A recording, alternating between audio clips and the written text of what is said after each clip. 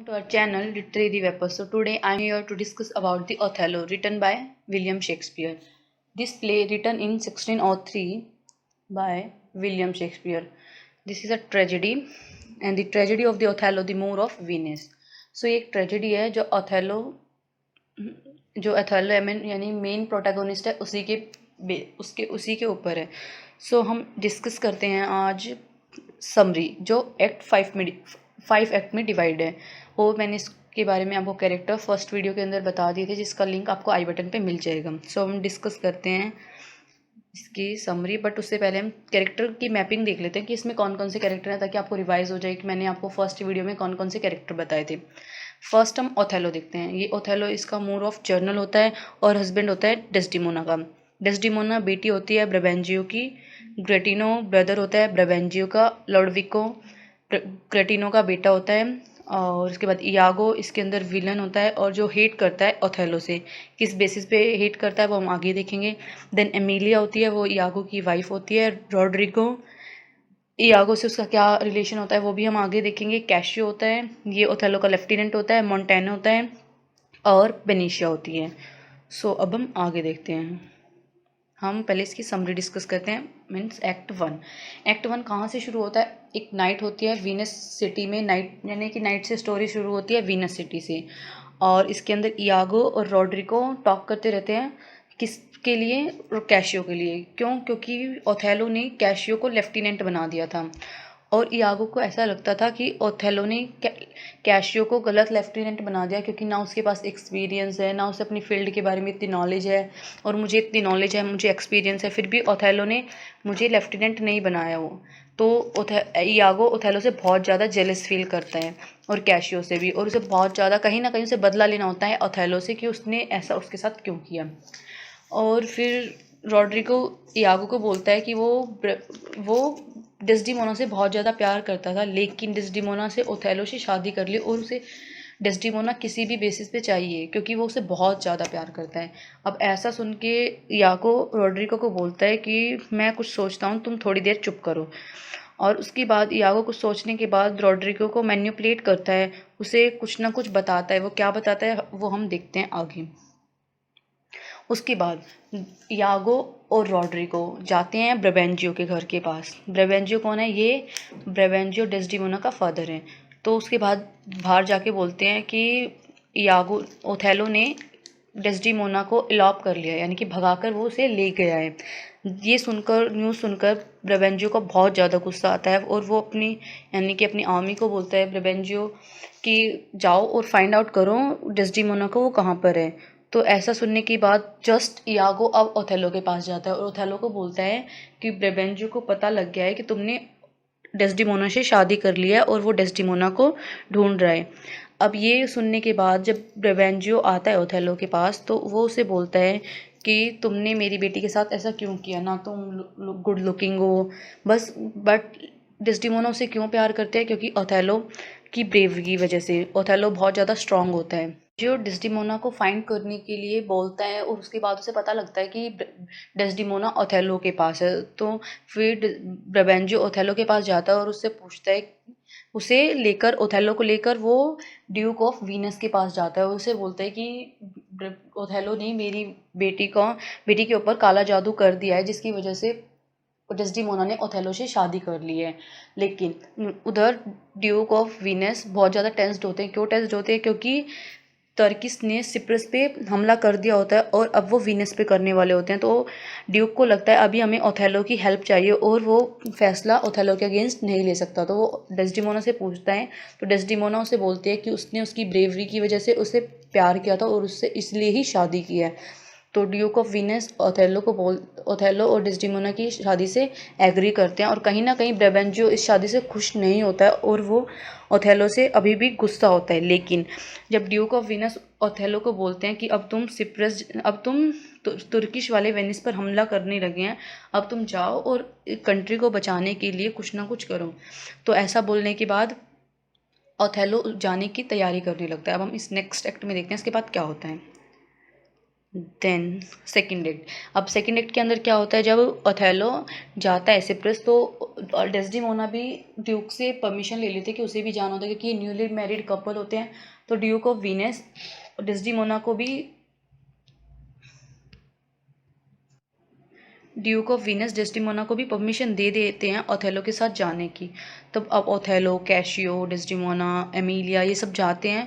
उसके बाद क्या होता है कि बहुत ज़्यादा तेज़ हवा की वजह से टर्किश की शिप जो है वो डूब जाती है, और कैशियो गुड न्यूज़ देता है कि उनकी जो शिप है वो डूब गई है। तो ओथेलो कैशियो को बोलता है कि अब तुम जाकर सेलिब्रेशन करो। और जब वो वापस आते हैं तो यागो को लगता है कि इतना तेज़ तूफान था तो ओथेलो कहीं ना कहीं उसमें मर गया होगा। लेकिन जब यागो ओथेलो को देखता है तो उसे अच्छा नहीं लगता है। उसके बाद जब वो सेलिब्रेशन कर रहे होते हैं तभी यागो सोचता है कि अब वो इन दोनों कपल को अलग कर देगा, ऐसा वो रॉड्रिगो को भी बोलता है।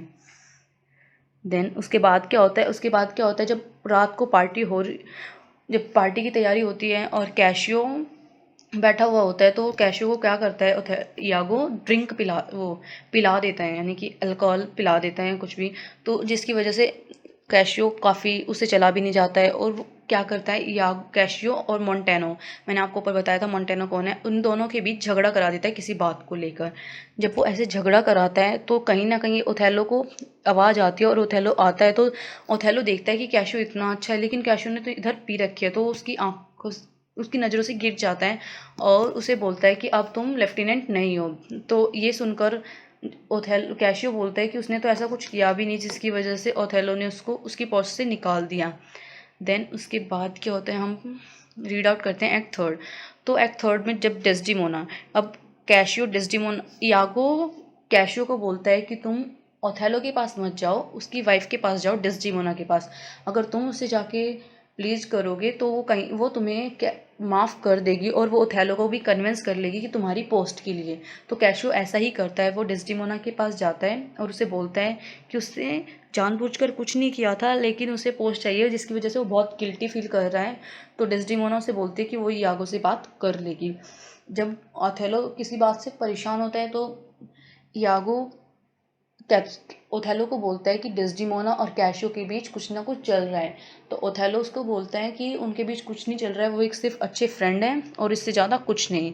तो डेस्डिमोना ओथेलो को बोलती है कि तुम कैशियो को वापस उसकी पोस्ट दे दो, वो काफ़ी अच्छा है। लेकिन उसके बाद क्या होता है, जब जब डेस्डिमोना ऐसा ओथेलो को बोलती हैं तो ओथेलो को कहीं ना कहीं उनके शक होता है, लेकिन उसका मन मानने के लिए तैयार ही नहीं होता, क्योंकि वो डेस्डिमोना से बहुत ज़्यादा प्यार करते हैं। लेकिन यागो ने उसके मन में शक का बीज डाल दिया था। उसके बाद क्या होता है कि यागो अपनी वाइफ एमिलिया को बोलता है कि तुम जाओ और हैंकरचीफ लेके आओ डेस्डिमोना के पास से। तो ऐसा एमिलिया क्या करती है, डेस्डिमोना का हैंकरचीफ लाकर यागो को दे देती है। और ये हैंकरचीफ वो होता है जो ओथेलो की माँ ने ओथेलो को दिया था और ओथेलो ने डेस्डिमोना को दिया था उनके हनीमून पर। सो वो हैंकरचीफ लाके यागो को जब दे देती है तो नेक्स्ट डे वो यागो उस हैंकरचीफ को कैशियो के कैबिन में रख के आता है। तब रख के आता है तो कैशियो सोचता है वो उसका हैंकरचीफ है, लेकिन वो कैशियो का नहीं होता है, वो डेस्डिमोना को होता है। तो वो ओथेलो को बोलता है कि मैंने तुमने जो हैंकरचीफ डेस्डिमोना को दिया था वो मैंने वही सेम हैंकरचीफ मैंने कैशियो के पास देखा था। तो ये सुनने के बाद कैशियो को बहुत ज़्यादा गुस्सा आता है। तो वो डेस्डिमोना के पास जाता है और उसे बोलता है कि मुझे वो हैंकरचीफ दो जो मैंने तुम्हें दिया था। लेकिन डेस्डिमोना से फाइंड आउट करती है, लेकिन उसे कहीं पे नहीं मिलता है। तो वो उसे बोलती है डेस्डिमोना कि मैं तुम्हें बाद में ढूंढ कर दे दूंगी।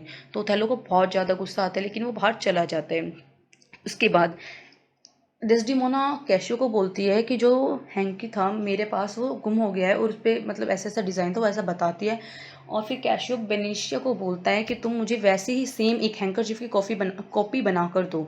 जब ये बात कर रहे होते हैं तो इसके पीछे क्या हो रहा होता है, यागो और यागो ओथेलो को बोलता है कि तुम देखना, मैं कैशियो से बात करूंगा और तुम एक्सप्रेशन देखना कि उसे कैसे एक्सप्रेशन होते हैं डेस्डिमोना को लेकर। लेकिन बात वो किससे कर रहा होता है, बेनिशिया से। तो ऐसा देखकर जब ओथेलो से दूर से खड़ा हुआ देखता है तो उसे बहुत ज़्यादा बुरा लगता है उसके एक्सप्रेशन देख के। सो उसे कहीं ना कहीं लगता है कि उन दोनों के बीच कुछ ना कुछ चल रहा है, जो ये सब यागो करवाता है। अब एक्ट 4 के अंदर क्या होता है, कि ओथेलो काफ़ी स्ट्रेस्ड होता है, काफ़ी गुस्से में होता है। तो वो यागो को बोलता है कि वो डेस्डिमोना को मार देगा और तुम एक काम करो, तुम जाकर कैशियो को मार दो। तो ऐसा ओथेलो इयागो को बोलता है। ये सुनने के बाद इयागो क्या करता है, इयागो कैशियो को लेकर इयागो रॉड्रिगो को लेकर कैशियो के कैबिन में चला जाता है। इसके बाद उधर लॉडविको भी होता है। अब ओथेलो तो बहुत ज़्यादा एंग्री होता है और वो उसे एक थप्पड़ भी मार देता है। ऐसा करने के बाद एमिलिया कहीं ना कहीं गिल्ट फील करती है और एमिलिया सोचती है कि ये क्या हो रहा है, कि ओथेलो इतना मैनिपुलेट किसने किया ओथेलो को, क्योंकि वो तो बहुत ज़्यादा प्यार करता था डेस्टिमोना को। अब आगे क्या होता है इसके अंदर, इयागो रॉड्रिगो चले जाते हैं कैशियो के उधर, और जब कैशियो अपने आप को बचाता है तो जिसके अंदर क्या करता है, इयागो पीछे से आके रॉड्रिगो को मार देता है। अब इयागो रॉड्रिगो को क्यों मारता है, वो तो मारने तो कैशियो को आया था। अब इयागो रॉड्रिगो को इसलिए मारता है क्योंकि रॉड्रिगो को सब पता है कि इयागो ने क्या किया, इयागो ऐसा क्यों कर रहा है, किस बेसिस पे कर रहा है, तो इसलिए उसने रॉड्रिगो को मार दिया ताकि किसी को ये ना पता लगे कि इस सब के पीछे कौन था, इयागो था। ऐसा करने के बाद रॉड्रिगो तो मर जाता है, लेकिन कैशियो भी बहुत ज़्यादा घायल हो जाता है। ये न्यूज़ अब एक्ट 5 के अंदर क्या होता है ये देखने के बाद, जब रॉड्रिगो मर जाता है और कैशियो बहुत ज़्यादा घायल होता है, तो क्रेटिनो और लॉडविको उधर उस सीन के अंदर होते हैं। एमिलिया जाती है। एमिलिया ओथेलो को ये बताने के लिए जाती है कि रॉड्रिगो मर गया है और कैशियो भी काफ़ी घायल हो चुका है। लेकिन क्या होता है कि ओथेलो डेस्टिमोना को प्यार से सहला रहा होता है, उसे बोलता है कि तुमने ऐसा मेरे साथ क्यों किया, क्या मैं तुम्हें प्यार नहीं करता था जो तुमने अपना रिलेशन कैशियो के साथ बनाया। लेकिन डेस्टिमोना ओथेलो को बोलती है कि ऐसा कुछ भी नहीं है, लेकिन वो उसे फिर भी उसे बोलते कि मुझे माफ़ कर दो, मैंने ऐसा कुछ नहीं किया है। तो लेकिन ओथेलो तो बहुत गुस्से में होता है, तो वो डेस्टिमोना के फेस पर पिलो रख के उसको मार देता है। अब ये सीन एमिलिया देख लेती है और एमिलिया बहुत ज़्यादा डेस्टिमोना को मरते हुए देखती है, तो उसे बहुत ज़्यादा बुरा लगता है कहीं ना कहीं, और वो ओथेलो को आके बताती है कि रॉड्रिगो की डेथ हो चुकी है और कैशियो मर गया है। ये सुनने के बाद ओथेलो पूछता है ये क्या हो गया, तो डेस्टिमोना उसको बताती है, एमिलिया उसको बताती है कि इयागो ने मुझे कहा था कि वो हैंकरचीफ, डेस्टिमोना का हैंकरचीफ लाकर इयागो को दे दे। तो इधर से ओथेलो को कहीं ना कहीं समझ आता है कि इस सब के पीछे कौन था, इयागो था। तभी इयागो पीछे से आकर एमिलिया को मार देता है। अब इससे तो पूरा शक कंफर्म ही हो जाता है कि इयागो ने सब कुछ किया होता है। लेकिन अब ओथेलो को बुरा लगता है क्योंकि उसने अपनी वाइफ, जिससे वो बहुत ज़्यादा प्यार करता था, डेस्टिमोना को मार दिया होता है, तो उसे बहुत बुरा लगता है। तो इधर क्या करता है इयागो, अब इधर साइड में ब्रेवेंजियो यानी कि एमिलिया को जो डेस्डिमोना के जो फादर होते हैं उनकी भी डेथ होती है। अब ये सुनने के बाद ओथेलो क्या करता है, अपनी खुद की तलवार से ही खुद को मार लेता है। यानी कि अब ट्रेजेडी क्या होता है, जो मेन हीरो, यानी कि जो इस ड्रामा के अंदर, इस प्ले के अंदर मेन हीरो है, उन सबकी डेथ हो जाती है at the end of the play.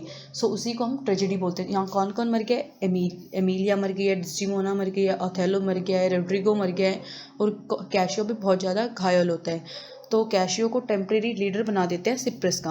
अब इसके अंदर लॉडविको और क्रेटिनो, इन दोनों को क्या बता, यानी कि ट्रेजेडी, उन्हें वीनस वापस भेज देते हैं और कैशियो को टेम्प्रेरी वो लीडर बना देते हैं सिप्रस का। तो स्टोरी का एंड ऐसे हो जाता है।